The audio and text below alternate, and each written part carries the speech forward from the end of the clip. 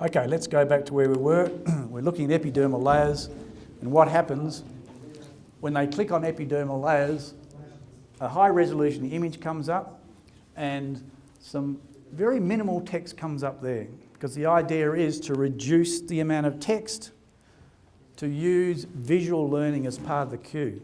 I did an experiment 3 years ago on student learning styles, and if I had have done it 10, 15 years ago, or when I was a student, I would be a student who learnt mainly from listening and reading text, because that was the only learning channel we had in those days.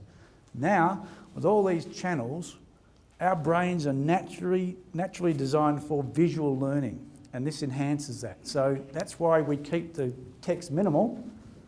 And there's another reason too, and that is that it can be quite easy and quickly translated into another language, if that's a requirement. So students see this image and this text, and they say, righto, I need to understand the layers of the epidermis because it's important for my pathology and my histology instruction. When they click on these topics, it gets labelled for them. So now they can say, righto, I can understand the layers of the epidermis. I can, myself, independently, at home, away from the university, go through all these topics and understand the histological structure of the items I'm looking at. And then, how do you eliminate labs, or the requirement of labs all the time? And the way I did that was to introduce this link down here called the tutor, where a student clicks on that and something else happens. This is their slide in their slide box that we would have normally taught in a lab, or a similar slide to it at low magnification. This is a little bit of text that I would normally have explained if I was giving a pre-lab, saying, look, there's the epidermis, there's the dermis. You need to look somewhere over here because that's where there's a nice part of the epidermis cut that shows you all the layers. How many times when we've taught histology or even anatomy, we've said, look, don't look here because the tissue's scratched or there's nothing there. Or how many times the students ask questions or they've lost themselves over here and called for a demonstrator to help them.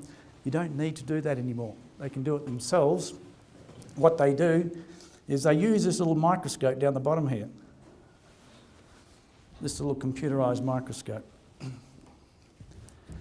And if they click on the little lens there, if they put the mouse on the lens, it shows them where they need to go to look to find the layers of the epidermis.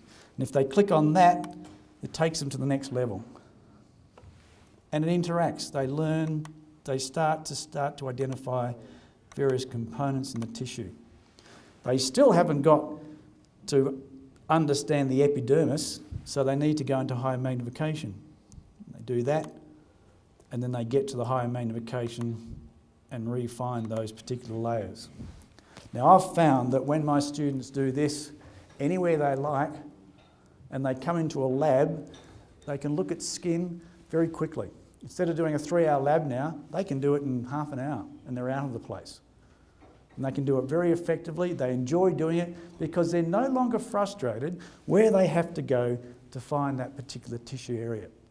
So they start to like histology, which is one of the problems we had earlier on. What if they don't understand the material at that time? At that time, then, when they come into a lab situation, they can request us to help. They can email me and say, Geoff, you know, on this slide of skin, I really can't find, or I can't see what you're showing me. So by email and by direct discussion and feedback. The other addition that's going to happen again in March is that virtual microscopy has taken over histology teaching, where people are now digitising all the slides and putting them onto databases that students look at to save the need for microscopes, the need for lots of slides. The trouble is, that's an example of where technology has taken over without thinking sensibly about pedagogy.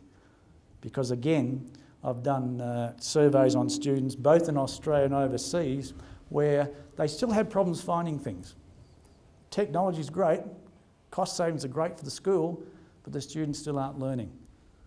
So next in March, I'm going to have another link here where they go to a virtual microscope where they can move the section of skin anywhere they like to find things, but they only do it successfully, and I've tested that, if they go through this procedure first to know exactly what they're looking at and where to look.